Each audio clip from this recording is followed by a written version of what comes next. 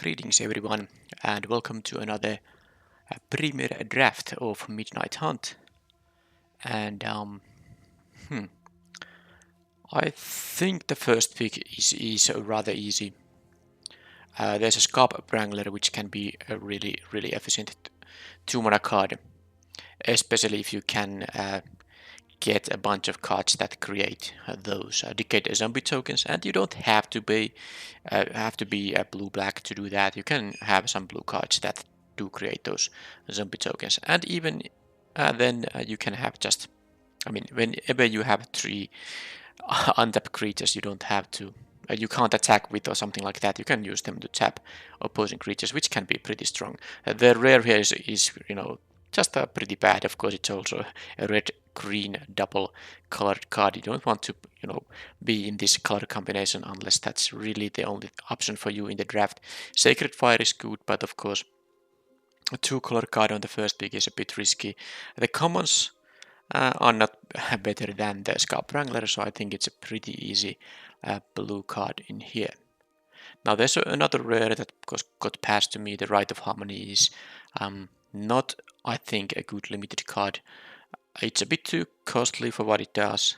It's going to be hard to draw more than 1 card from this thing, and especially with the flashback. I guess it's fine if you get 2 cards from the first cast and 1 card from the second cast, but it's going to be hard to get the 2 cards from the first cast, so probably better to just ignore this in limited. Now the question is, do I want to take the best card in the pack, which I think is the Dawnheart Wardens? I don't mind. I mean, it's a green card, but green-white I think is a completely fine archetype to be in. I like green-white and I like green-blue. I don't like green-red or green-black, even though I have played a lot of green-black lately.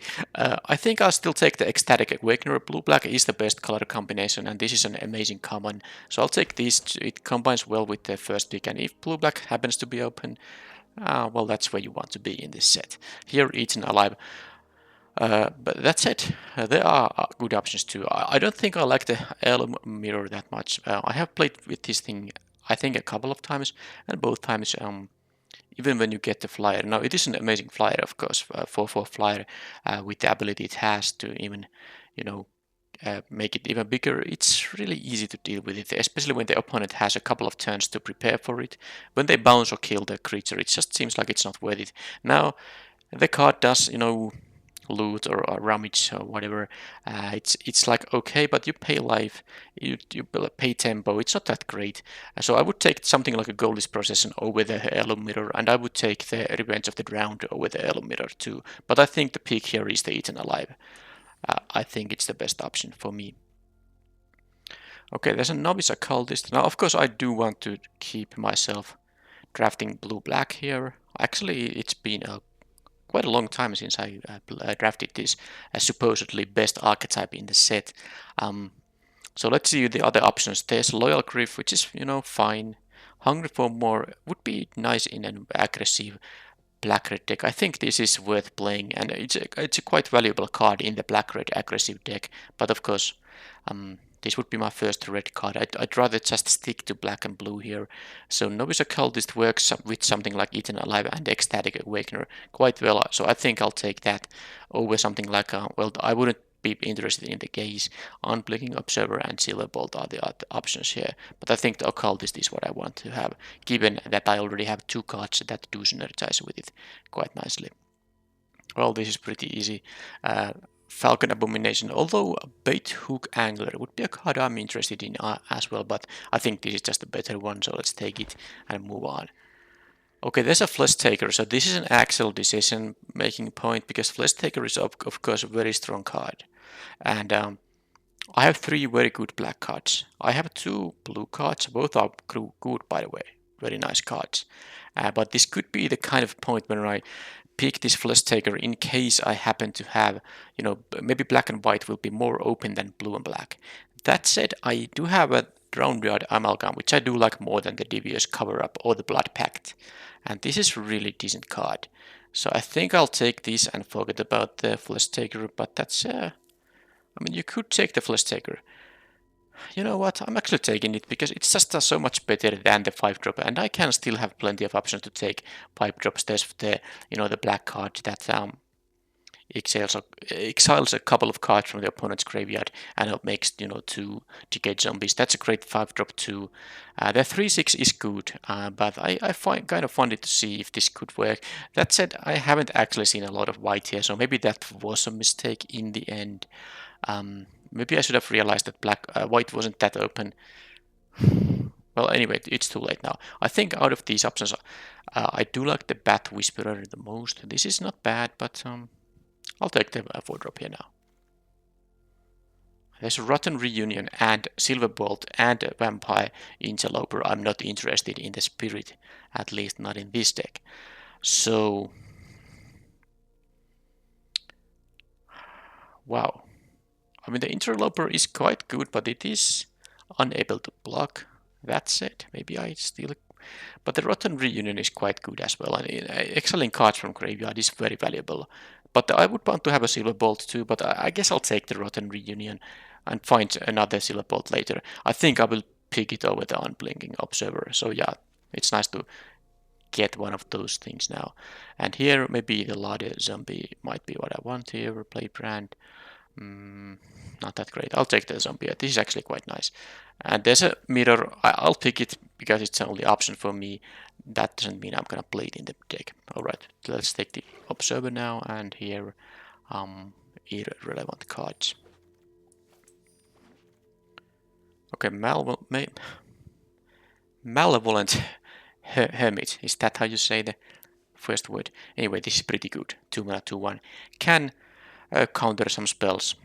Of course, it's a bit different when the opponent sees it coming, but it still makes, if opponent has non-creature spells, they have to respect this. It's not that hard to leave a 1 blue mana open.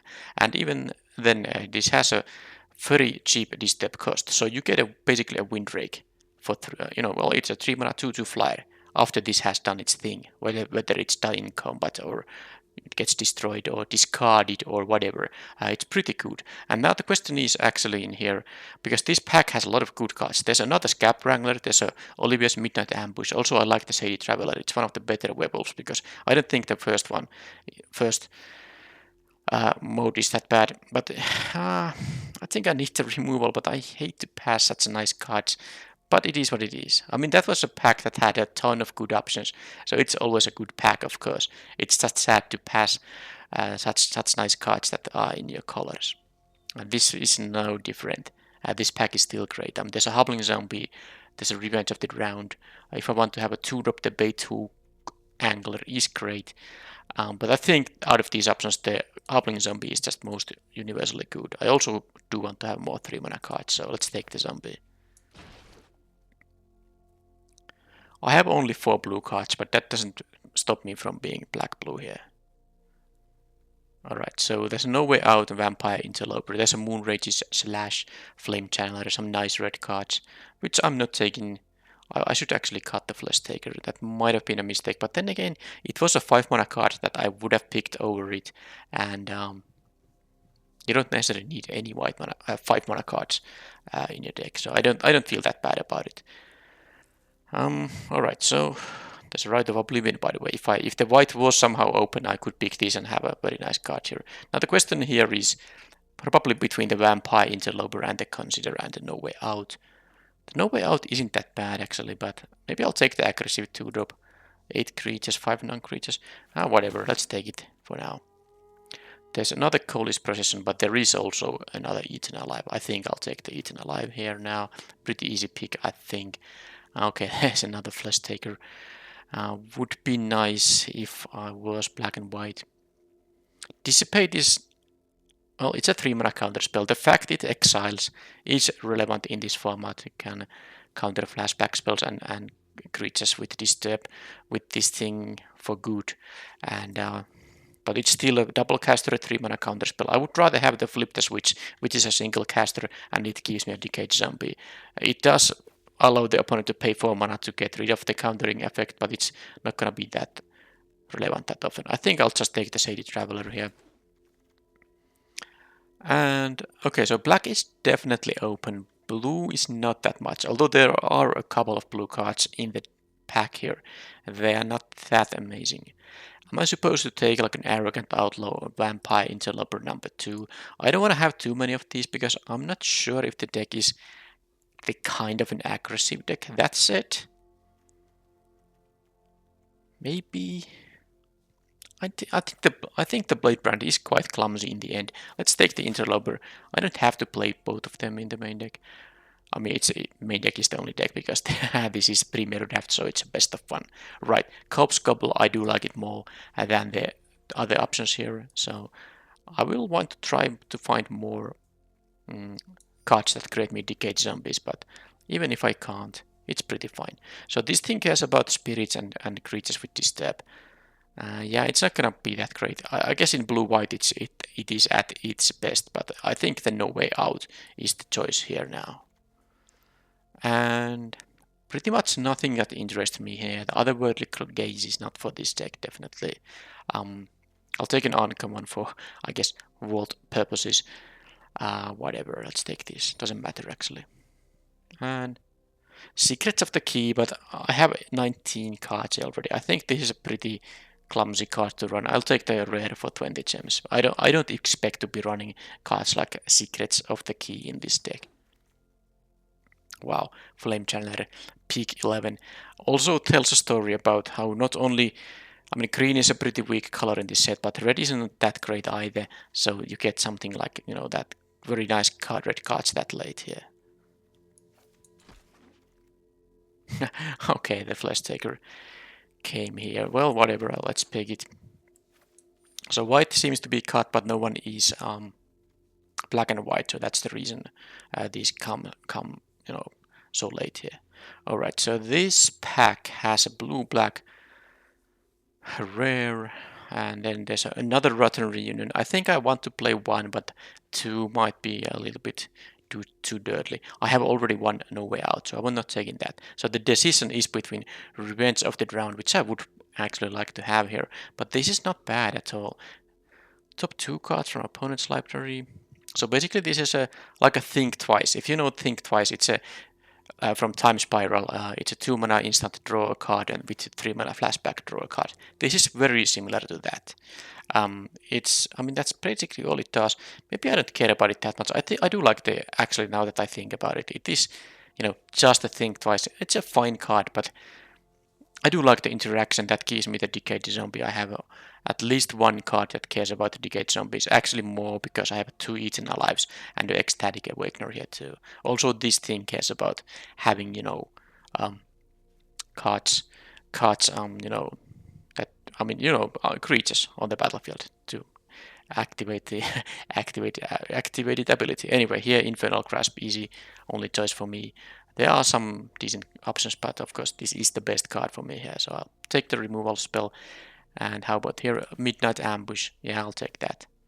Not really a tough question. I think the Guy's Stave is a card I would play, but this is better, I think. I mean, it is. I mean, it's gotta be better. Right here, this pack has a Bane Blade Scoundrel. So it's a werewolf, black werewolf. So 4 mana 4/3. A bit tougher to block, but it's still the 3 toughness. Well, I guess the opponent has to block it with a 4-power creature to kill it. Yeah, and then a knight. Yeah, it's okay, but there's another Ecstatic Awakener, and that's what I'm looking at here. And I think it's just a better card, so I'll take that. So this deck is mostly black, but there's some nice blue cards in here. I'm at 23 cards, by the way. No Evolving Wilds or anything I would actually want to have. Some kind of mana fixing, but if I can't get them, then I don't. I think the Fading Hope might be the pick here. This can draw me a card, but I don't even have that many D-step creatures. I think this is just a better option here. Let's take it. And okay, well, there's a Bait-Hook Angler. I do like it more than the Unblinking Observer. I don't think the Unblinking Observer is good at all in this deck, so I'm happy to, you know, replace it with the Bait-Hook Angler, so let's do that. I don't have actually, you know, a lot of late game at all. Am I going to take the Storm Rider Spirit or the Bat Whisperer? I think I like the Bat Whisperer slightly more, but I have no expensive cards. That doesn't mean it's a bad thing. I might even play 16 lands, but yeah, let's take still this for now and see what happens in the rest of the packs. I'm not playing any of these, so I'll take the uncommon. Like, yeah, best of one means you don't have to care about sideboard. Only card for my colors, and I guess there's a devious cover up. But am I gonna ever play it? Maybe I don't think though. I mean, it's really. Oh, I'm gonna take it, but it's probably not going to be played. I have some cuts to make already here. Yeah, so okay, I didn't get any of the late game stuff. So, well, I guess I have a bunch of removal. I have the Elevator. This could be a deck that wants to play it, because after 4 mana I don't need any lands, unless I have some flashback costs. I don't think I do though. That cost more than 4. Okay, I guess I have them Eaten Alives. They are 5 mana without the, without the sacrificing part. Okay, so do I want to... I think I will move the devious cover up to the deck for now. And Rotten Reunion, I have one. I think I will play it exactly that one. I won't be playing another. I have some number of cuts to make here. And the rest of this stuff... yeah, well, this kind of fixes mana. You could play this as your 17th land, but it's so slow. 2 mana to cast, 1 to activate. It's no Traveler's Amulet that you can just play on turn 1.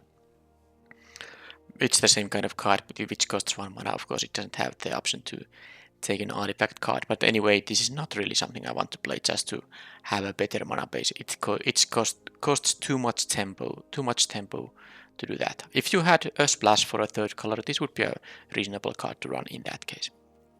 Alright, so let's go to this mode, cut the lands for now. And I guess I could play the devious cover up because, first of all, I guess I have some number of instant speed effects here. Well, maybe that many in the end. Well, I have some. And it is something you can play, as your... I don't have any expensive stuff, so I can run out of stuff to do maybe in this deck. And this is a reasonable card to hold up mana for. And the fact that it does exile is just like Dissipate. This thing exiles the countered spell, so it's good. You can counter a creature with Disturb or a flashback spell, and opponent doesn't get the second cast out of that. And of course, you may shuffle up to 4 target cards to your library from your graveyard. It's not really. I mean, it's not completely useless. But it's not something that increases the value of this card. In the end, this is a 4 mana counterspell, which is not great. But I think for this deck, because the curve is so light, I could actually play this card. But now, am I going to play 16 lands? I think I might do that. Because of the curve being such a, low curve here. So I'm going to cut only 3 cards, and I'm going to cut the Unblinking Observer. Now, this actually does help the only double caster blue card in the deck, the Devious Cover Up. This can add blue mana for it, but I don't think it's worth running the Observer here, because I don't have a lot of Disturb creatures. Let's see how many that is, actually. I don't think that's a lot. Well, it is that one exact thing, and it has a Disturb cost of 2, so yeah. And yeah, I have some instant and sorceries, of course, but some. And this I guess this is the most expensive flashback. I can just check it now, but I was in the wrong mode. Here, flashback. Come on. Right. So this has a 2 mana flashback. This has a 5 mana flashback.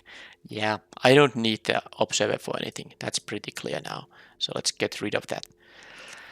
But 2 more cards. I think now that the deck ended up being, not so late game focused, the Ladder Zombie is probably not what I need here.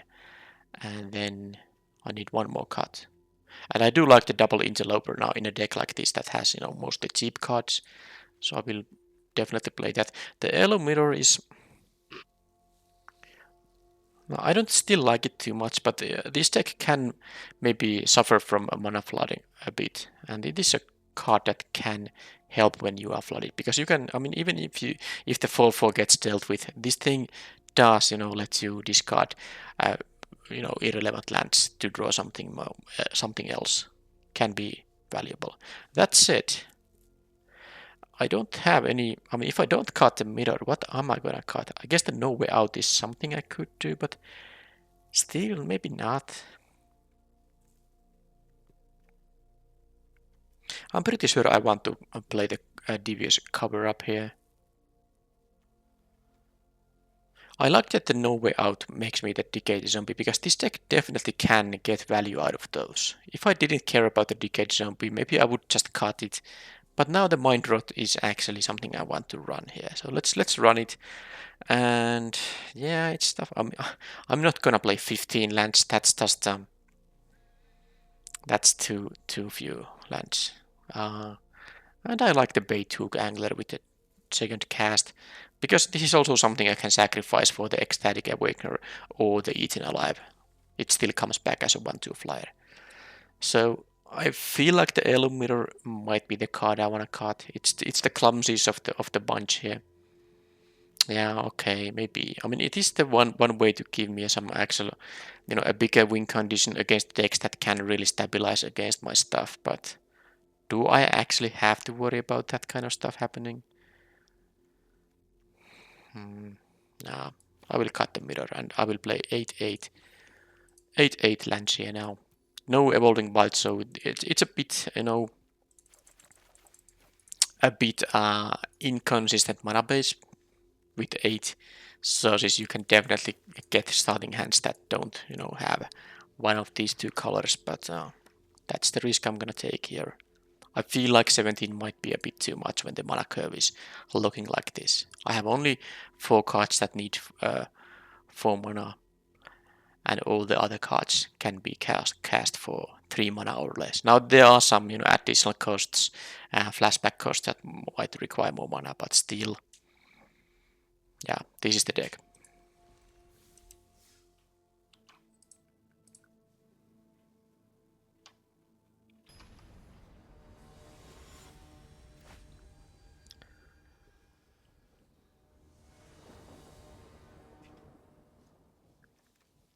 Well, and we start with the kind of hand I just mentioned. I mean, this is 4 black cards and 2 islands. I have to mulligan this.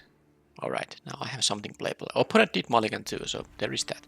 Now, what is the least useful card here? Sadly, the Bat Whisperer doesn't currently get any trigger, but I think the Fading Hope is the worst card, because I mulligan to 6. Now, the opponent did too, but this is a tempo advantage card. It loses your card in the end, so even though you can scry once, I think it's the card I want to lose here. Silverbolt at least trades 1 for 1 here.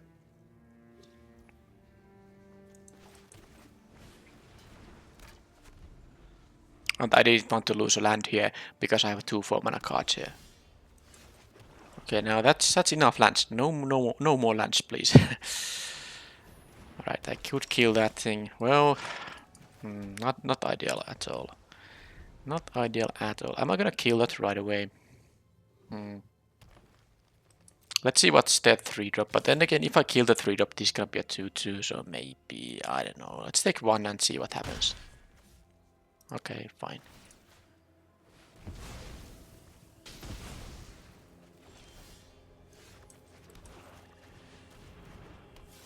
Four mana 4/2, definitely not ideal, but I'm not gonna just leave the mana up here.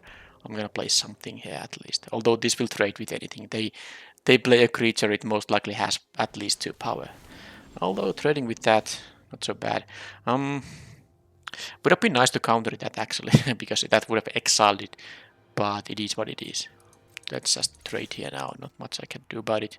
At least I can play the Angler and have the Midnight Ambush here still up. Definitely, given that my deck has I mean, most of the cards are, very cheap, and don't really have I mean, this is not really a great situation to be in, because all lands that I will draw here will be complete blanks. and the non-lands I'm gonna draw are not gonna be that high impact cards. I will have 2 drops and 3 drops that might not, you know, be good enough here at all. So I don't expect to be winning. Now this is not a bad one. Let's make them now I could leave up mana for the counterspell actually. They have 3 cards, so the likelihood that they're gonna draw a card if they go land spell. If they go land double spell, then the no way out is bad. But I guess I'll still do it like this. I can, you know, shuffle both of these in my deck. So they go land. Well, I'm gonna counter that now and hope they don't have a 2 mana or 1 mana spell here. Because then my no way out will be bad. Okay, they went immediately to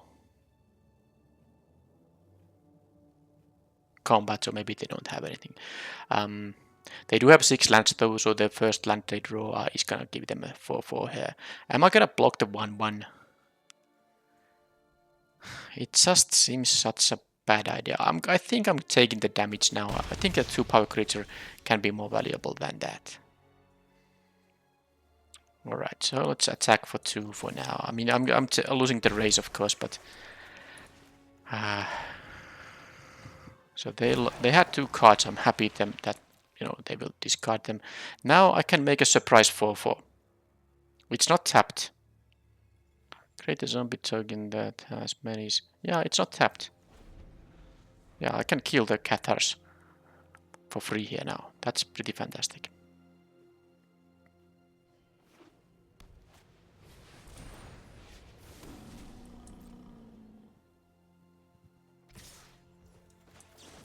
I'm gonna sack both of these to get the 4/4 menace thing.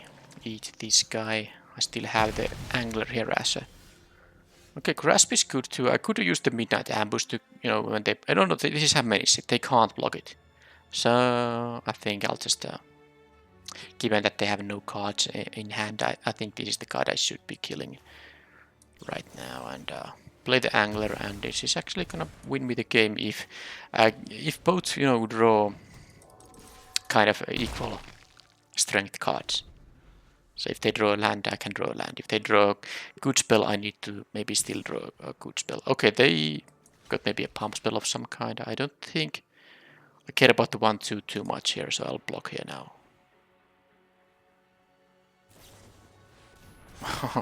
Wow. Well, okay, well, you know, you know what?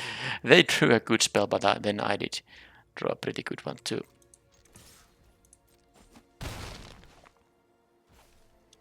Is there any hexproof protection giving cards? I don't think there is. Let's just. I'm not taking 4 here, so I'm just gonna.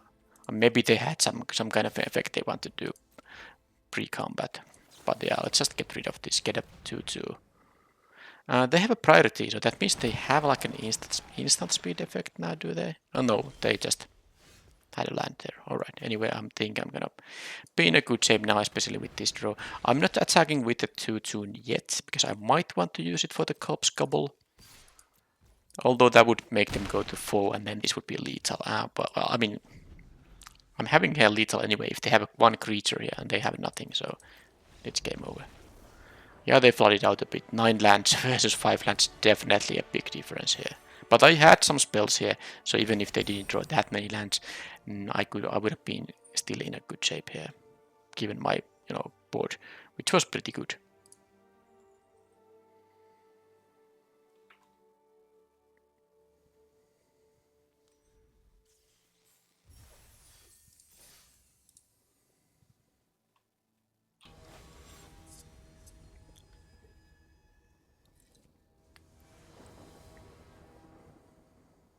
Okay, this time I have a 3-lander with both colors and a decent hand. By the way, the No Way Out was doing a lot of work in the previous game. The opponent had exactly 2 cards, so when I cast this, they were both high impact cards. And they had to discard them. That was pretty great. Okay.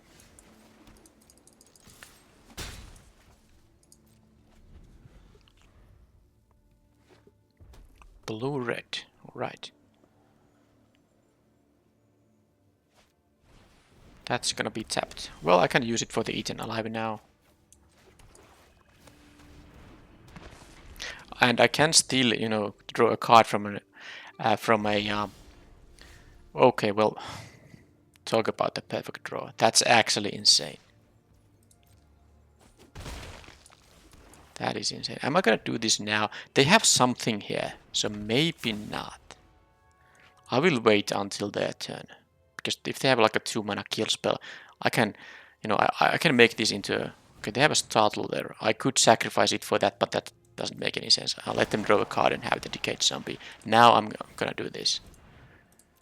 That they can't respond with a burn spell of any kind. Now, do they have a third land drop now? If they don't, that's gonna be very, very bad for them. And no longer do I need to, you know, sacrifice... Oh, they don't have. That was... And they have a 3 colors, by the way. But anyway, this is really bad for them, of course.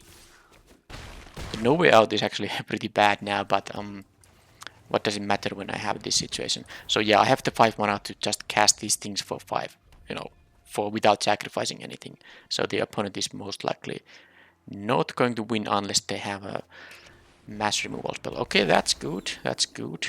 They have available... Let's see. I think I'm gonna use this now just to get the Decayed Zombie. They can discard cards they don't care about, so that's not relevant here. But I get the Decayed Zombie, that's hugely relevant. Now the only thing that I think is going to be really miserable for me is that if they have a burn down the house. Now that they had the land and a Celestus, if they draw another land, they could cast that thing. And of course I would still have a Hobbling Zombie after all that and draw a card. But sorry, Hobbling Zombie, the token from this thing. But I mean, it's a rare, and they would also need to draw a land here to do that. So they didn't have any of that. So that was a win against an opponent that, you know, got stuck to 2 lands. And in the previous round, I guess the opponent did flood out a bit. So not very challenging matches, but then again, I have been, of course, on the receiving end of such.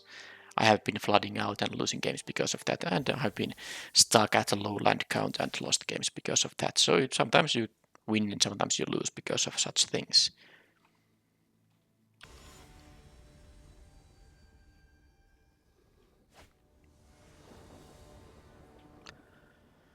Okay, I'm on the draw, but of course, very nice hand here. 1 drop, 2 drop. Corpse Gobble is pretty decent. The fact that the token isn't entering tapped allows you know to get some surprise blockers, like in the first round I got. That's very nice. But of course, the main idea of this card is to get some great value out of your Decayed Zombie tokens, because the cards that create those Decayed Zombie tokens, they are, you know, the cost of those mana cost, I mean, is such that the Decayed Zombie is basically, it gives no additional mana you know, increase in the cost. So you get like a Mind Rot, and then you have a Mind Rot that gives you a Decayed Zombie. You have a Windwreck, so a 3 mana 2/2 flyer. You get a Decayed Zombie in addition to that, and stuff like that. It's basically free. Okay, I'm gonna pause the video. The opponent is thinking about the mulligan choice. Okay, so the opponent did mulligan. I will keep. So they are at 6 currently. They are on the play. They kept 6, so let's see how it goes. Eaten Alive, not a bad one. Although I don't have any good sacrifice fodder it right now, but we'll see how it goes. Blue-white is not that great in the sense that they might have easy blockers for the Interloper, but... Okay, they have something that could be the 3/1 flash thing, but let's see, it could be a bounce spell, of course, it could be a pump spell. We'll see. It was a Fatal Mending. Okay, they gain 2 life, draw 2, discard 2. Okay, that's fine. Revenge was an okay draw because that will give me some food for the Corpse Gobble. They discarded a Devoted Craftkeeper at 3/1 flyer.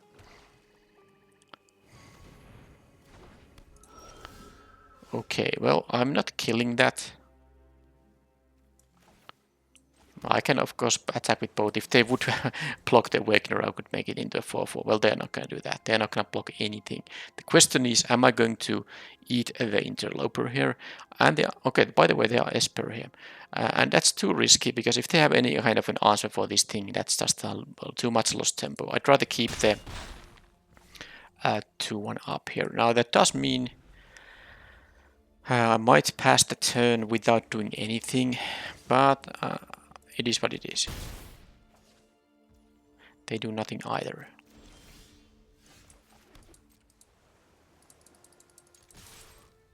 Well, I would like the Interloper, but then again, it seems like they might have a counterspell. They might also just play the Fateful Mending here. But I can keep the Revenge of the Drowned up. I'm definitely not gonna have a bounce this thing, because then they have a recast on the actual thing. Now, that said, maybe I would play the Interloper here. Because if I do nothing, they can cast this kind of for free. If they have a counterspell, at least they can't cast the Mending here. So fine, let's play this now. I also have only 1 black mana available, so I might actually want to use my black mana for my cards. And they just, cast the Mending, so the Interloper was a better one. Now I'm definitely winning the race currently. What do they discard? So they will be left with 4 cards. Of course, they will have a draw step right after that. So they discarded another one of these and their planes. So they have a couple of these guys. It's a very good card, so having 2 of those in your deck is definitely fantastic. But I think it's... Okay, Gale Drifter I can't just... I mean, I could trade with... But let's see, how do I use my mana on this turn? I guess I could just use the Revenge on the Ground, because they have to... It's not a bounce spell. Well, I mean, it's kind of a bounce spell, but it is, of course, the kind that puts the card on the library. So it's not a card. I don't lose a card. It's a 1-for-1. They can choose to redraw it, but then, of course, they sort of miss the draw step. They have to use the next draw step to draw this back. They can choose to not draw it, but that's fine for me. I think, given that I don't have... I can play this Awakener and just bounce this. This is the best way to actually use my mana here. So I will do this now. They choose whether it goes to top or bottom now. And I will attack for 5. They choose to draw it again. I don't mind that at all. I could eat and alive it, because it will exile it. They can't even get the disturb cost. Okay, Idric's Outrider, I can exile that thing. It won't even give it a counter when you do that. So, and the Corpse Gobble, definitely great. But actually interesting, because I do want to actually... let's see. I can't just attack with both these things. If they block... Yeah, I mean, that has to be it, because now... I can use the... I want to eat this thing. Now, I did... Okay, a lot of things is going on now. So, I could, because I have now the second swamp, I could cast this, just exile the Outrider, attack for what, 6 or 8 if I want to use the Decayed Zombie for that. But I can just, attack with all these, not the Decayed Zombie, and if they block the 1/1, I can make it into a 4/4. So I think that's the better play. And then post combat, let's think what I want to do. I mean, they're not gonna block, I don't think, but I mean, they could. That would be a mistake. They get a counter on the... They get a counter on the Soul Keeper, but I don't... Yeah, well, I have an 11 life. So that's really not great for them, right? If they want to attack with this, they only get to attack me to 7, and I have a lethal counter attack. Especially because I can just kill a... They have to stop the race now, and they have an instant speed interaction, because they pass with 4 mana up, and they have at least 2 things I know they could have cast here. Now, is there any reason to play the Corpse Gobble right now? No, because they have the mana up. So what I'm doing here is just... I do have 7 mana though, so I could play the Eaten Alive, and now that I drew specifically a Swamp, I still have mana up for the Corpse Gobble. I feel like they must have something though.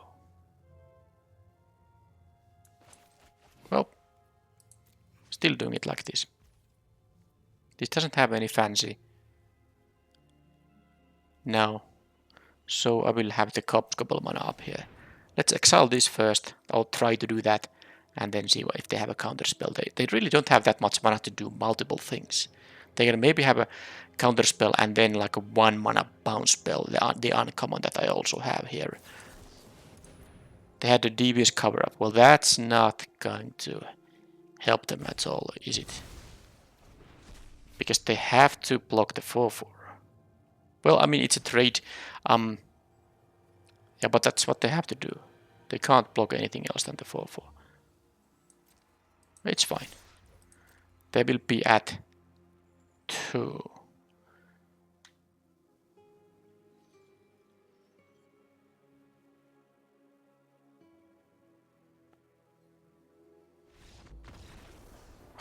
They didn't even want to continue. They could have traded with the 4.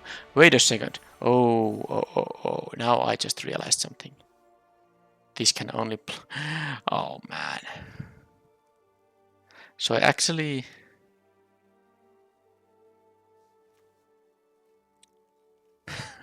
I was just checking if this has something like a ward cost or something, but no, this had an actual drawback.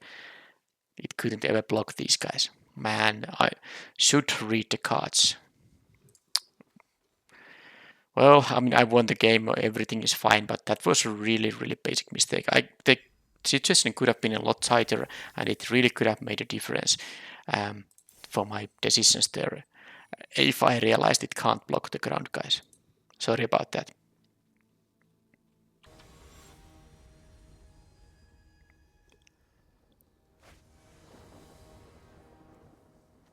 Okay, I'm on the draw, but with a decent hand, I can play 3 of, because I have both colors still, I can play 3 of my cards already. If I draw 1 land, I can play the Falcon Abomination, and I can use the Eaten Alive for 1 mana, and I even have the kind of good sacrifice fodder for it, even if I don't draw the 3rd land. That gives me the, you know, I can, now that I did, I can, choose to either sacrifice the Decayed Zombie or the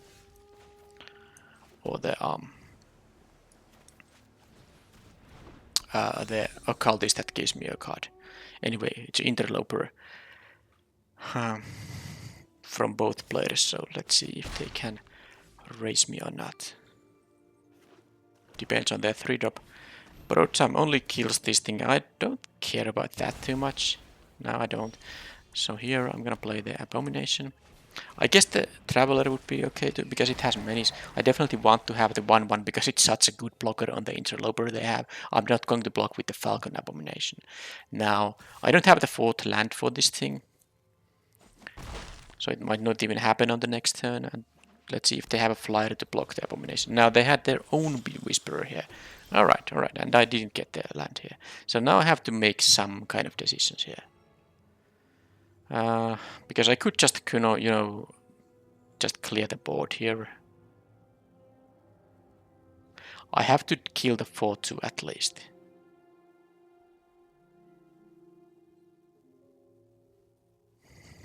Well, I'm still not going to block the Interloper, but do I want to block the 1/1?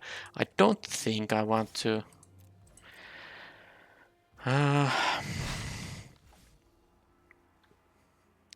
think there are a couple of options. Now, the optimal would be, in terms of mana use, would be just to play a 3-drop here.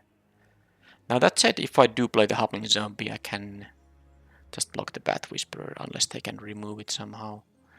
I could also play the Novice Occultist, Eaten Alive, it kill the Bat Whisperer, draw a card, hopefully a land. But I guess I'm just gonna play the 3-drop here now. I will take at least 3 in the air now. But all I need to do is find a 4th land, play the Bat Whisperer, it can block, the Bat can block the 2/1, assuming I can connect on that turn to get the token in the first place. Yeah, this could be a bit tricky if I don't get the 4th land. I mean, it's going to be tricky if they have removal on the Hobbling Zombie. Otherwise, not really. It's not such a big deal if I take 3 here this turn. But if I take 7, that's going to be a little bit worse. So if they kill this thing, which easily can happen, because of the amount of cards they still have in their hand.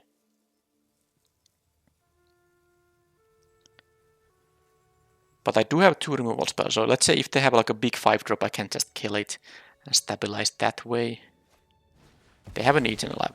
They chose to not use 5 mana for it. They could have done that. I'm actually happy, sort of, that they used the token to get rid of it, but I also am, you know, I have to be very wary of the fact that they definitely have something for the 4 mana. Another Whisperer.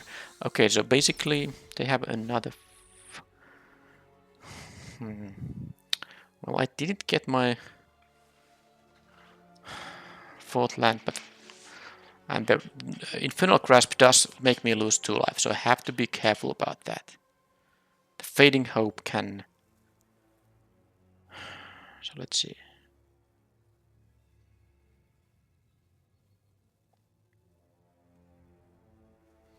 If I play the Occultist and then the Eaten Alive to draw a card. If I draw specifically an island, that would be okay. I can play the Infernal Grasp and the Fading Hope. That's another thing. A couple of things I could do. But I do think I just want to draw the card now. Just to get my 4th land drop. Still no. So, no attacks. Of course, I do need to block the Bat Whisperer right now. I could take 6 now. That's kind of nasty because the Infernal Grasp is going to make me lose 2 life. And I would be at 1. But then again, the 1/1 flyer will be problematic. Okay, fine. I could also Fading Hope it though. So okay, I think I'm gonna do this. But let's see, they might have something. They didn't have anything yet. Okay, that's a lot of draws without the 4th land.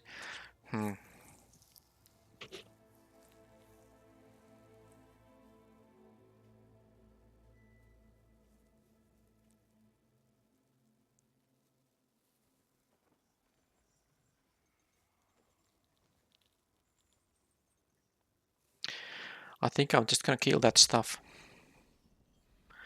Infernal Grasp and Fading Hope.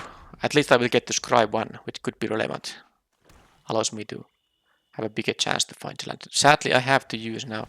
Okay, no way out. Alright, so... Well, yeah, that resolves. One of the Awakeners. Am I gonna have another Awakener? Or the Bat Whisperer or the Shady Traveler? I do like the fact this gives me 2 cards. Although the Shady Traveler is good blocker for the 2/2 Decayed Zombie they will have here. So I think the Bat Whisperer is the other card. I like this because it will draw me a card and, you know, becomes a 4/4 and all that stuff.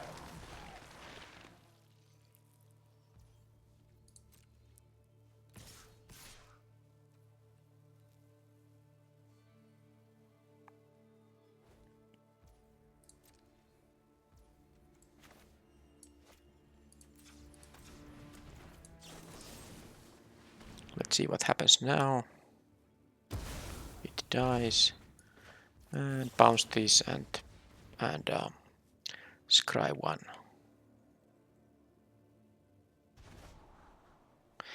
Well, the Angler is actually not that bad. It can block the 2/2 and I can play the Ecstatic Awakener. So I think, and the Disturb part can be relevant too. So I do think that's what I want to have here. So the opponent seems to have priority every time, so either they're using like full control or they do have an instant speed effect there available.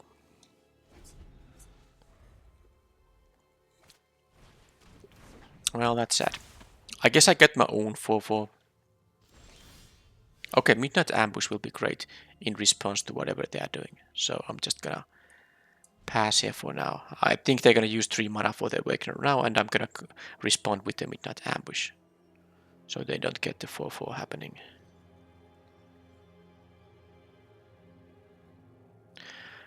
Or do they really not want to use 3 mana for that thing right now? I mean, I guess it's fine for me if they don't do that. Okay. So they do get to draw a card, but I don't have to worry about the creature now. I'm still at 3 lands, but I mean, now it's not so bad. My cards are pretty decent here. Hobbling Zombie, something I can deal with. Bait Hook Angler is gonna block it. And finally I got how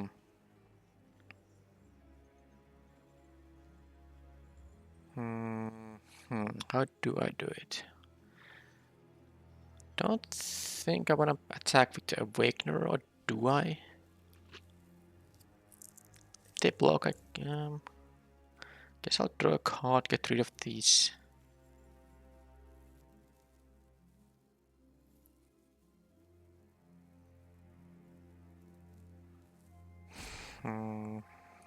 I think I'll just play it a bit safer here. I'll attack just with the Decayed Zombie. I put a stop here so I can respond to the the Decayed trigger, which is about to make this die.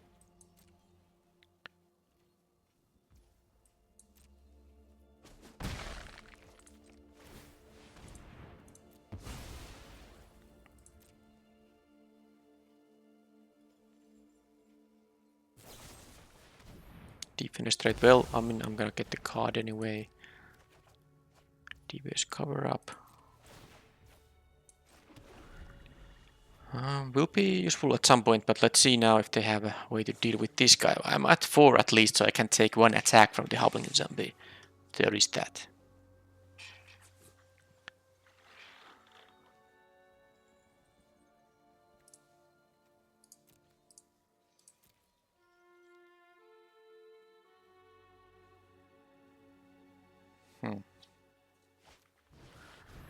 Alright, Bloodline Collector. That's of course very problematic. So, well, can't beat it actually. Well, I can find... I have 1 Eaten Alive left in the deck, and that's it. I think that's the only thing. So 3/4 flight will be here. Alright, so they're playing Necrosynthesis here for some reason. I mean, don't know why though. Midnight Ambush won't be enough here. Sadly, it's not. Oh, it will be. Because the Shady Traveler made it into a day. Now, this says, when an enchanted creature dies, look at the top X cards of library web. Okay, so 3, put 1 out. Okay, they get to... Oh, but no. This gives -13. X will be 0. That's how it works. When it dies, it will be like -10 now. So I'll just have to pass this turn. Am I gonna want to attack with the Shady Traveler? Because I think I might want to... I mean, problem is if they have a kill spell on the Angler, it's gonna be so nasty. Because now I can't take any attack from this thing. But I have... The thing is, I need to win the game, not only not lose. So I think I'm gonna take the risk. This has many, so I can connect with it. And then it will become night, and I can kill the Collector now. I do understand. I took the risk that if they have a kill spell on the Angler, I will lose. But because they are at so high life total, I need to do this anyway. I mean, I need to take some risks here in order to win. But yeah, this is -13, and the Necrosynthesis doesn't give them anything because it's gonna be 0 cards they get to look. Okay. So definitely I continue taking the risks here because this is a 4/4 menace guy. The Interloper can't, block, but I'm very close to victory if they don't draw any kill spell on the Angler. If they do, of course I lose. That's just how it goes. But keeping this up, I don't think it's that great. Okay, Revenge of the Drowned. That is fantastic. They're still not gonna die right away, so I think the Angler attack doesn't maybe make sense. So now I set up my win for the next turn anyway, and if they have a kill spell on this, I can bounce this in response or something like that. And yeah, well, they did, I guess, drew a lot of lands there, well, sometimes you gotta get lucky. Alright, I got to Platinum tier 4. There's no way I'm gonna go to Mythic rank in this month. I just don't have enough time to play drafts, so I'm not gonna even try that. But it's still fine to get to the Platinum. Of course, it's fairly easy because at gold rank you do get twice the progress for win compared to how much you lose per loss.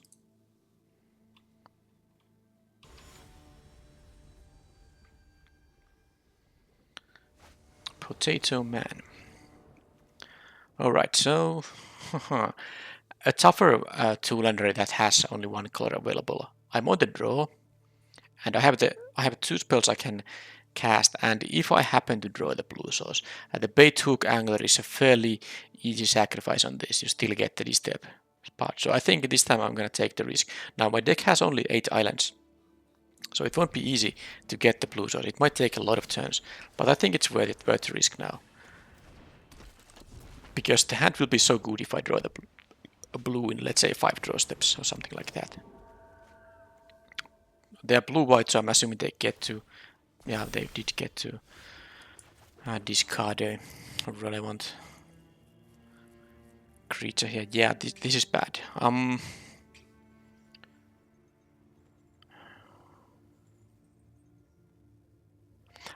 Because I think I'm going to use the Infernal Grasp anyway. But one thing I want to mention, I drew a swamp. I had 6 swamps, 8 islands, so if I was to draw a land, it was more likely for it to be an island, but still I drew the swamp. Well, anyway, that happened. Thing is that if this was an island, I would have so much easier time just playing one of the 2-drops here. But I'm thinking about the Infernal Grasp, because am I not going to play any spell in this turn cycle, and is their 3-drop going to be any better than a 2-3? And I think the answer is probably not, so I'll just kill that attack for 1 and hope to draw an island next turn, or at least a black card I can cast for 3 mana. Because if I don't do either of those, I think it's gonna be very hard to try to win here. But let's see what the opponent does. Of course, it does depend on how good their curve is gonna be. Blood Zombie is not exactly an aggressive card, 1/3 defender. Eaten Alive, well, good one, but not anything I'm gonna cast right now. So let's just play the waiting game. Who's gonna get? I mean, they're gonna have a 3/4 flyer coming up, and this is a 2/2 that draws them a card. Pretty horrible stuff for me. I guess with these draws, I won't be able to keep up. Now they can play a 3/4. I'd even shuffle up to 3 cards from your graveyard into your library. Alright. Well, no blocks there.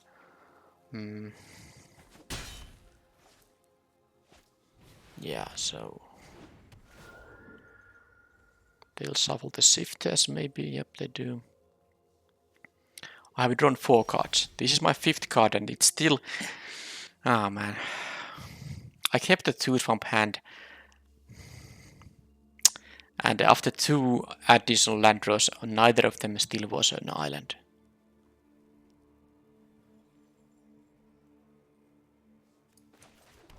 Well, let's play this thing. See what happens. Sure. It's very hard to beat the opponent when they have a good curve, like, oh right, yeah, like this, when I'm missing a color here.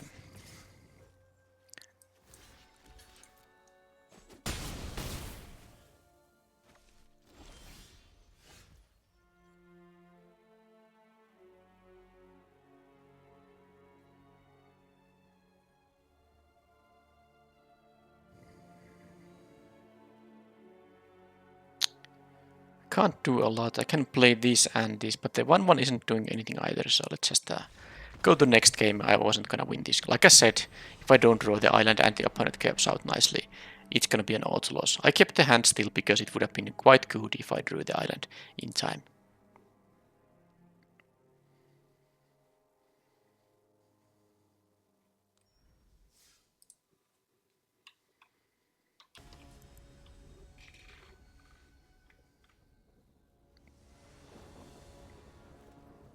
Okay, so this time, well, it's an easy keep. I have 2 cards I can cast, and 1 land gives me 2 additional castables, so this is the kind of risk. Maybe in the previous game the risk was, could have been too high, but in this case the risk is so low. I mean, I have still 14 lands in the deck, and any of them will be a good draw. And I did manage to draw a land here, so that's good. Opponent having a priority, they have the opt variant, or yeah, they did consider. They could have had the bounce spell too. I mean, they still could have it. Alright, they didn't want to keep the elementalist. Tells me they are maybe wanting to draw like lands there. Crash her. Can't kill it with -2/-2, so let's not even try to do that. And here, hobbling zombie will be my choice. Because if this dies, I will get to have a decayed zombie and that can make this awakener into a 4/4. That thing, well, at least if it becomes night, I can just kill it with the -13/-13, and here I'm just gonna... I guess I could attack with the awakener too, actually. Yeah, I should. They can't really block it. I can sacrifice the hobbling zombie to eat one of the guys and get a card draw. And they choose to do that, which is fine. I can still have the use for the decayed zombie because of the eaten alive here. And I can play another awakener which can also, you know, get benefit from the 2/2 by sacrificing it. There's an organ hoarder. Well, I can just kill it with the midnight ambush if I really want to. But are they gonna attack? No, they shouldn't raise here. I'm winning the raise here. Okay, they are actually not gonna care about that. They just dealt 2. That's not a lot at all. So that was a convenient draw. I could play the Shady Traveler, or I can make this into a 4/4. I think, because I think I wanna leave the midnight ambush up. But before I do anything, I should just attack with both, because they don't have a good block. They take here 5 or 8. Yeah. I guess it's a fairly safe to do it like this now.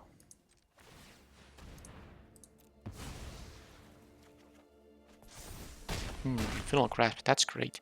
So 2 removal spells I can keep up here. Now it is night, but that also affects my, you know, bunch of stuff here. And this, I guess I'll just use the midnight ambush here. It's alright. I will take 3, I think, and then I kill this or something else they might play.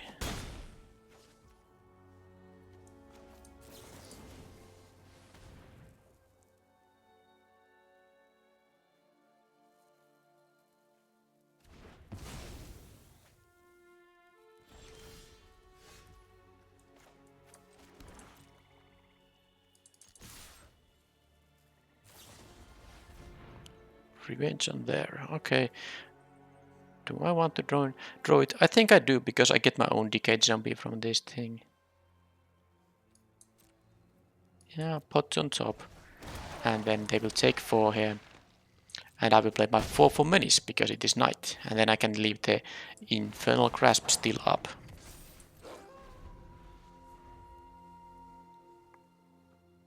So they don't actually even have an attack here, which is pretty sweet.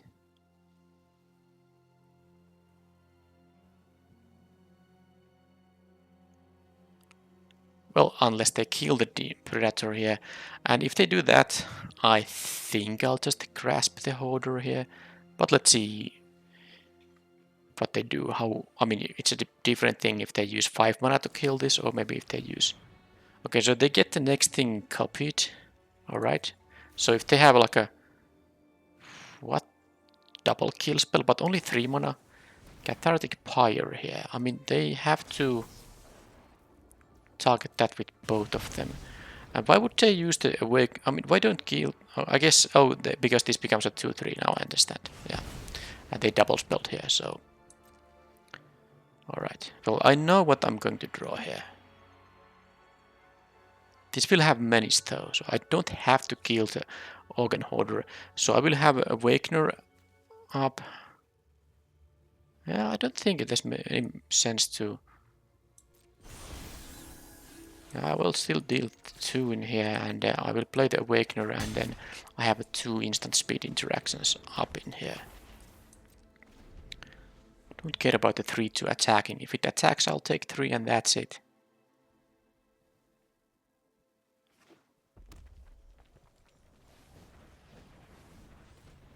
That's a lot of mana. Leer. So they can cast a 1 mana spell, which is going to be consider. There's not much I can do about it though, so let's let them have that option available.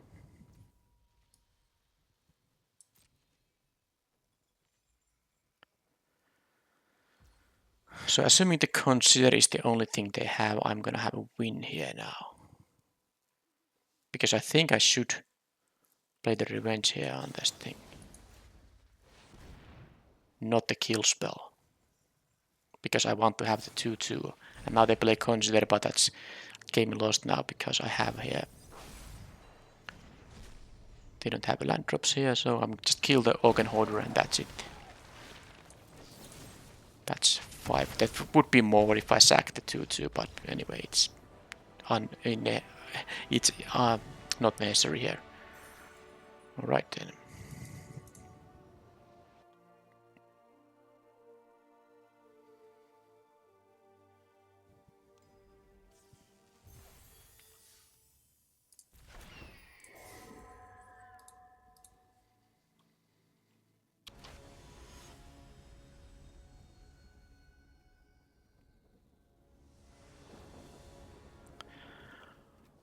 Well, again, a reasonable hand here. I haven't actually used the Scarp Wrangler at all. I don't think I have had it even on the battlefield in this tournament.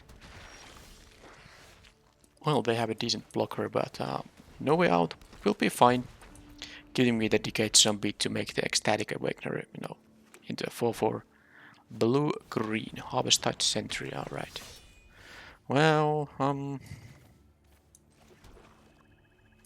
not much else to do here than make them discard. Not really that effective when they have 5 cards in their hand, but early in the game, even them discarding lands can hurt them, so I think it's not that bad for me. And of course, I can also add at the end of their turn, tap one of their guys. Could be valuable. I could also tap the Harvest-Tide Sentry here, but okay, why would they do that now? That was a weird thing. That has flash and it has combat trick value and all that. I don't really. They wanted to make this thing, not blockable by my guys, but I think this just. I mean, I'll just tap it anyway now.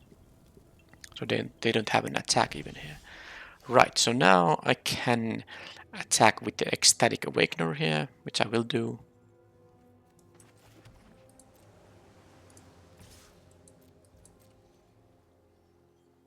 They can't block it. I mean, unless they miss the very simple interaction that it can be made into a 4/4 instant speed, which I do right now here. I'll lose my ability to, tap stuff, but of course I want to rather have the 4/4 here. And Eaten Alive won't be that great here. With the Abomination though, I mean, I will have 5 mana with double black, so I don't even have to sacrifice anything for it if I don't want to. I will take 5 damage here now, unless I block the Sentry, although it will get Coven, so I won't be blocking it. Bird Admirer. Well, I guess I'll just kill it. Novice Occultist. Alright, so let's see. How do I do things here? I do have a 4/4 they can't block profitably. And I can play 2 creatures and I can tap down one of these things. Well, I'm not attacking with the Scarp Wrangler. I don't think I have any reasonable thing to do pre-combat, so let's just attack. And they take 4 here. Most likely. If they jump block with the Ladder Zombie, I definitely don't mind. Now, I kind of want to just play 2 creatures here, leave the Eaten Alive for later. So, what would it be? The Abomination will be blocked by the Bird Admirer, but I think it's a fairly likely target for my Eaten Alive anyway. The question is mostly, do I want to have the Bait Hook Angler or the Occultist? Now that they do have the 1-3 here. The angler doesn't seem that great. Neither of them can block the sentry because it will have the coven anyway, but I will have anyway ability to tap the sentry, I guess. So let's play the flyer and maybe the occultist. Okay, fine. If I want to sacrifice something, I might choose the occultist over the 2-2.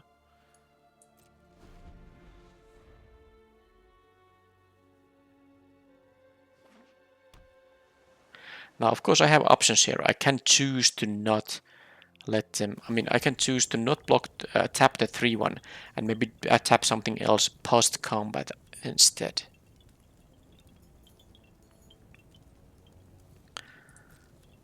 But I think I want to tap the 3-1 here.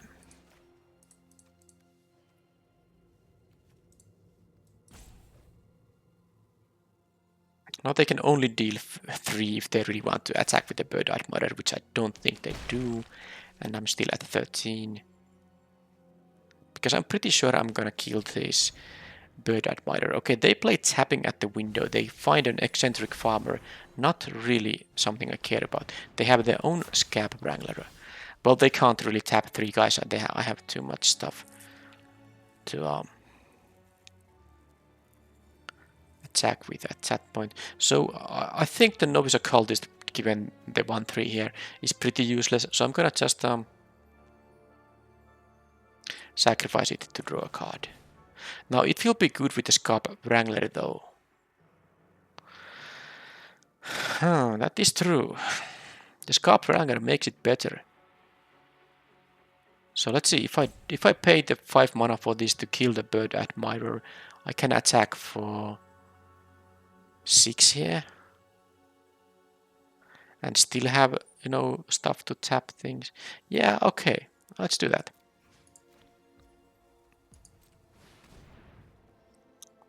Let's do that after all.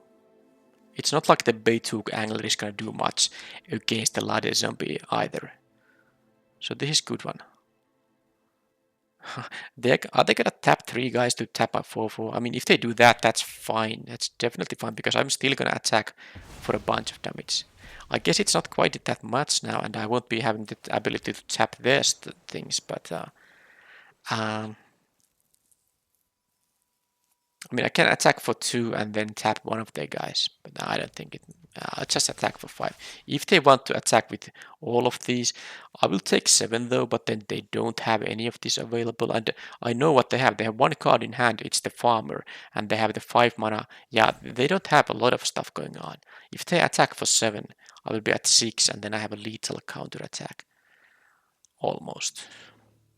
The other option is to... Nah, I think the damage is better. I didn't want to attack with the 2-2 quite yet, because I might want to use it for the Scab Wrangler. Yeah, I'm willing to raise here. Also, if they attack with multiple creatures, they won't have the Scab Wrangler up. And the 4-4 is actually a problem here. Even if they cast something like the Eccentric Farmer or the Gale or the Whale Drifter here, it's not gonna be that good against the Working Demon. And they still have the 2-2 flyer to deal with. I guess the Enable Ghast Intruder can block that, but that trade is somewhat fine to me. Okay, they only attacked for 3. Play the Farmer, I think. They get to have a land for them. What do they mill? Rise of the Ants, though. Okay, and they pick a land now, so they might play this. No, its flashback is 8. So yeah, no, that's not gonna happen anytime soon. Howling Zombie is definitely good. Now, do I have any kind of a victory? Well, no, I don't, because they have the Scab Wrangler here. So, don't think I have any reason to play stuff pre-combat. Although I might have... Okay, fine, let's give them the information. I might want to use the Scab Wrangler somehow offensively now. It's possible, so let's play this and see what they're gonna tap and all that.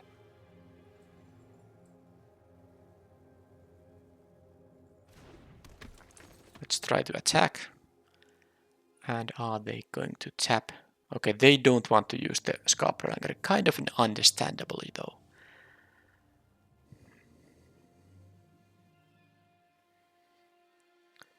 So they don't have a good double block on the Working Demon because if they block with the eccentric farmer, it's not enough to block with the ladder zombie. That's only 3 damage they can deal to this thing. So to kill this, they need to block with a 2-1 also. So I'm gonna attack with this and this. And then I'm going to tap the Nebelgast Intruder, I think, offensively. And I still have blockers for this stuff, so I'm not gonna die on the next turn.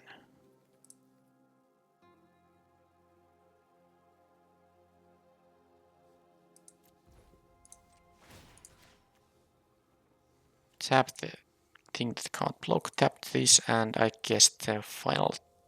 Well, it could be a bunch of things, but maybe the Angler. Fine.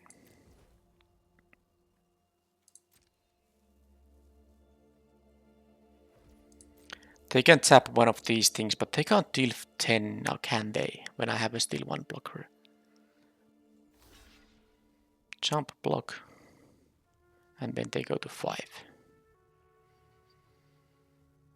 They can either use the Ladder Zombie or the Scarp Wrangler with their 3 untapped creatures.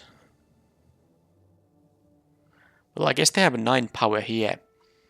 But 9 is still not 10. I don't see any way to make them get bigger creatures. And even if they tap one of these...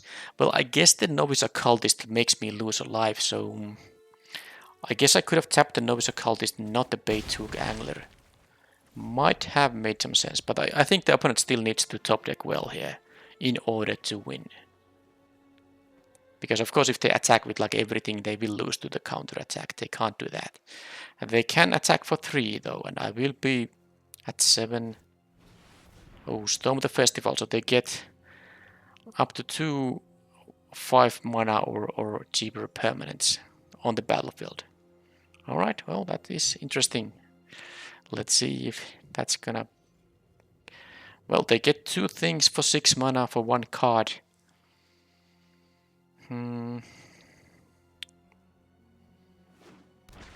Intruder and an Amalgam. Alright, so definitely something good, but not something that they can win with right now. That's the good part. They milled me for some reason. Why would they ever do that? Because, I mean, I'm not gonna deck out, and milling an opponent only gives them the opportunity to get something valuable on the graveyard, especially in this set. I think that was a big mistake. And I got something very valuable here. I can exile the stuff they have here even. But yeah, let's see. They are gonna attack for 5. Yeah, this was a good one. The Storm the Festival, definitely. And that allows them to have the attack for 5 and still have a good, blocks for my turn here. But they only attack for 2. Okay.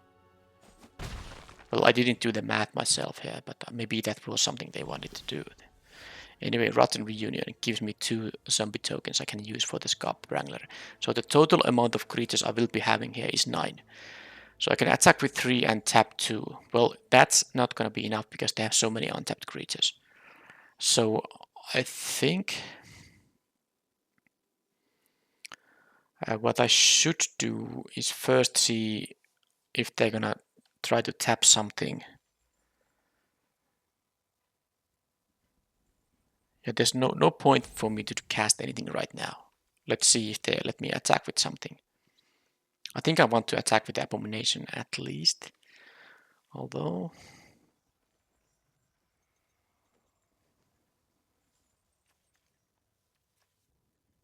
Well, let's see if they want to tap something. Because I can attack with the 4/4/2, tap the Amalgam. But I don't want to tap it now. They have too much stuff going on. I don't want to use the tapping offensively now. I'd rather tap stuff on the end of their turn. So if I attack with Abomination here and tap the Intruder here, that would be valuable. And I can tap it by using this Rotten Reunion. Yeah, actually I could use 3 of these Decayed Zombies. I would still have 1, 2, 3, 4. I could still tap 1 card on their turn and have 2 blockers after that.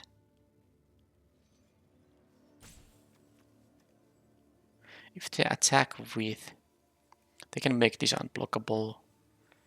But I have 8 here. They don't have that. Yeah, I think I should push a little bit here. Will exile. I guess they don't have mana for the Rise of the Ants right now, but I think it's still the. I mean, this has 10 flashback cost, so I have 2 timeouts. I don't have to rush here. I think I'm going to, yeah, get rid of the Rise of the Ants, and then I'm gonna get rid of the.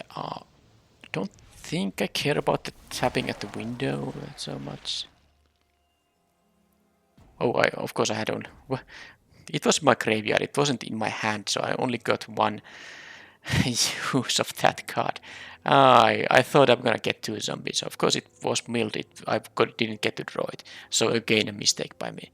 All right. Well, anyway, let's see now if I still want to tap the intruder here.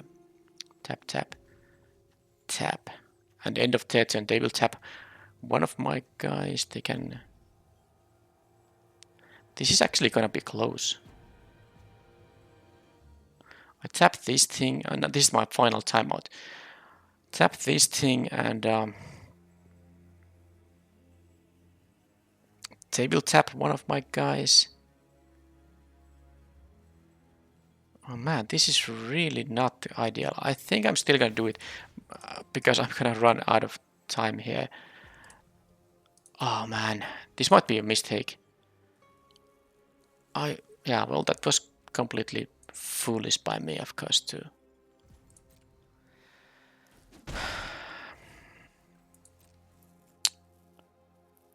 Assume I get two casts for this thing.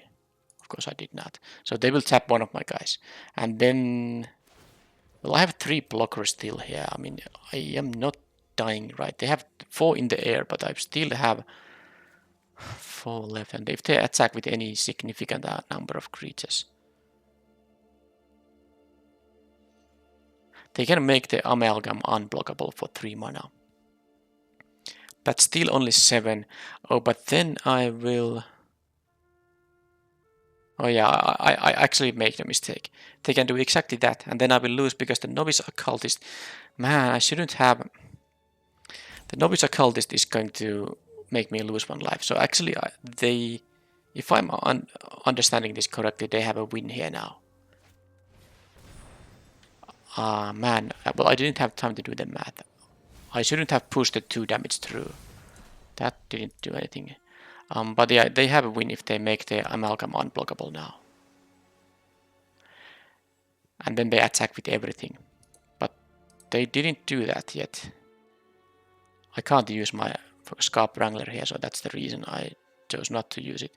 So they can, well, they have a couple of timeouts, so they can just attack with everything, make the amalgam unblockable, and I don't actually.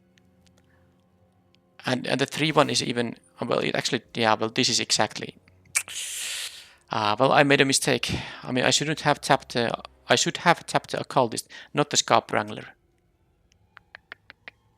That's the problem. No, actually, no. Now that they... Wait a second. Now that they didn't make this unblockable, I can do this. Wait a second. So I actually do get to survive here. Assuming they don't have anything. I mean, they don't have anything. Wait a minute. I think they had to win. I'm gonna go to 1 life now. All they needed to do is make the amalgam unblockable. Right.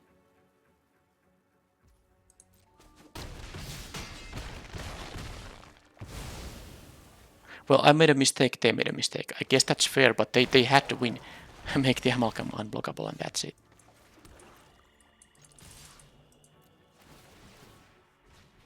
Wow. I'm not proud of myself, but I suppose. It was somewhat complicated, but I guess it wasn't that. I mean, the thing what they actually missed there is that I knew what they had there available. They didn't have any use for the 4 mana, so why wouldn't they make this unblockable?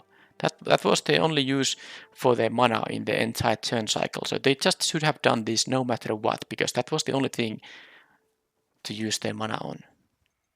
And then if they do that, then because the thing here is that I was able to block the 3 power creatures. if they made this unblockable, I wouldn't have been able to block this, and I would have been at 0 here. But I guess if I did just not, tap the occultist here, I mean, I should have tapped this as part of my activations of the Scarp Wrangler, and then it wouldn't have mattered even if they made this unblockable. So I guess it was a simple mistake from me too. I don't know. Point is, I won, and that's good. Magic is hard. Someone who says it's just all matter of what you draw, and that it's not really. I mean, you saw the decision points in that game, and that was a lot of decisions. And yeah, I managed to make a mistake. Opponent managed to make a mistake, and the result could have been anything based on how well the players played. All right, so another one of these hands. It's just that the deck has mostly black cards. The amount of blue cards I can draw is very low. Now this will give me a scry, so that there is that. I guess on the play this would be a lot better. Sorry, on the draw, because I'm on the play now. I would have the additional draw there. But this hand would be so good if I get... Man, I guess I'm gonna hope the scry gives me the black mana, because I think this is a pretty decent hand if I get the swamp. But I have only 8 of them, so it's only like a 25% chance to draw one in one draw step. Silver Bolt, fine. So I'm gonna bounce anything they're gonna play because I just want to scry here. And they're not gonna play anything. And this is my... I mean, this is the... If I'm losing this, this would be my second loss in the event. And my first loss was also because I kept a two island hand and didn't draw the stuff I needed. And opponent has time to do all that. I'm gonna discard the hand size. This is horrible. Interloper is the worst here. Yeah.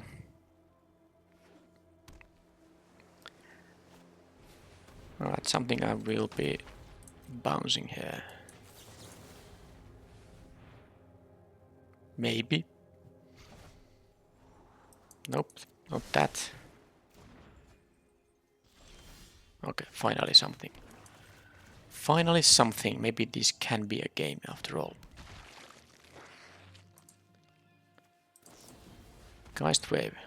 So they just randomly bounced that. I mean, they didn't even get to draw a card, so I guess that is good for me.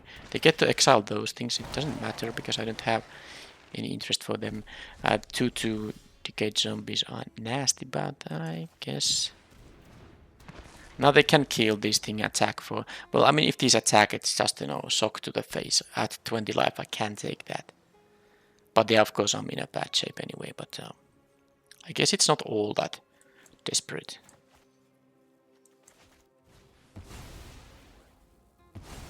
Okay, they chose to use an Eaten Alive instead of a Silver Bolt. Well, because they have another Digraph Horde. Well, now that's gonna be a bit more awkward because I'm taking here at least 3, maybe 5. And then they have a lot of power still left.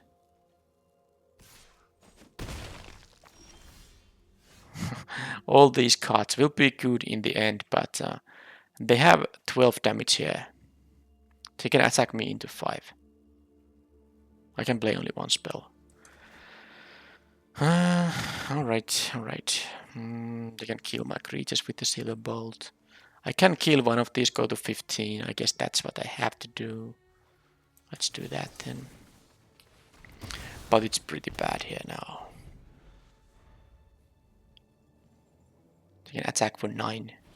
Dreadhound, okay. Okay. Well, that was second loss. Bad mana draws, but I guess this is the final opponent now. I'm at 6 wins and 2 losses, so unless I'm mistaken here somehow. I'm not. So final match, win or lose, it's gonna end now.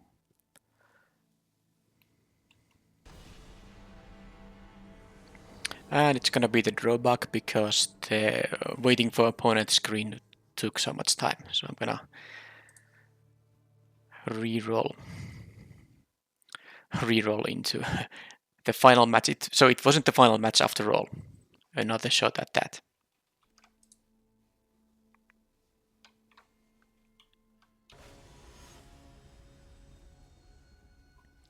Okay, so maybe this time I'll get to play the match and on the play with a decent hand, so I don't have to at least start with a 2-island hand. I have a decent 1-drop, a 2-drop, and assuming the opponent doesn't have interaction, I can sacrifice the angler on turn 3 to make this into a 4-4, draw a card. Corpse Couple will be useful at some point. Yeah, I like the hand, unless I flood out a lot here. That could be one way to lose here, if I just keep drawing lands. Now my deck has only 16 lands, so with these 5 in here already, well, okay, they have something here.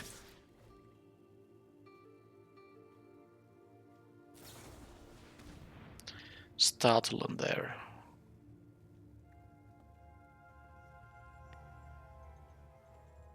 Yeah. So I'm gonna deal 2 damage no matter what, so I might as well do this right now. Okay, well the fact they had Startle and not anything worse is quite fine for me. And now at least I drew a non-land card. But yeah, anyway, 6 lands here, 10 lands left in the deck, so 20 spells, 10 lands. Should be, I mean, 1/3 is land, 1/3 of the draws are lands and 2/3 are spells, so I should be drawing nice. And actually, this is not so bad now that they have a discard 2 effect, and I can easily discard 2 lands, not care about that. That's fantastic, actually. I mean, given that, and I still drew a land, so funny stuff, I guess. But yep, let's just attack here. No, really.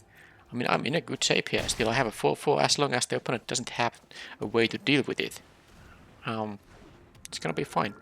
That said, they will easily deal with it, so it's not that easy. Falcon Abomination. I can kill it with the Midnight Ambush, and I will actually. Why wouldn't I? Because I want to be able to attack with the 1/2. It can be relevant here, in fact. Oh, Bat Whisperer, that would be good as well.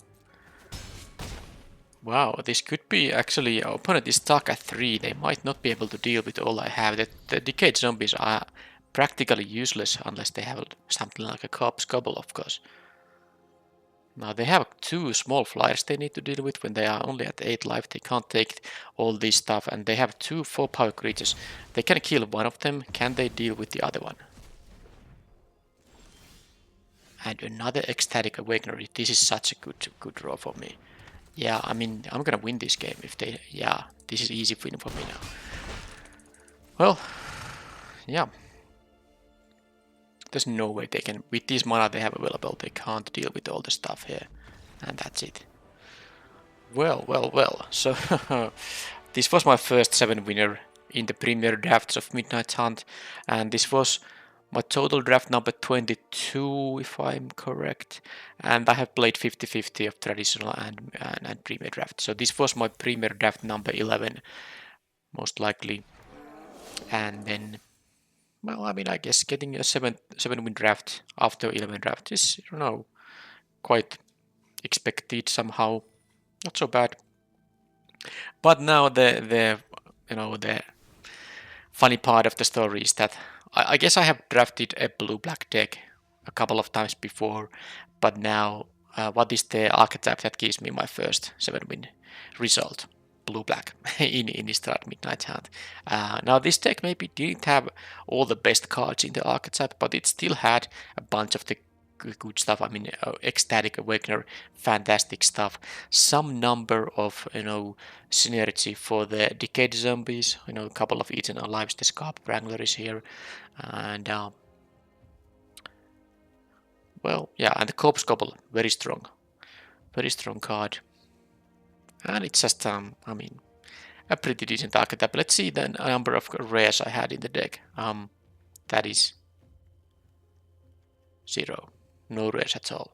How many uncommons? 1, 2, 3, 4.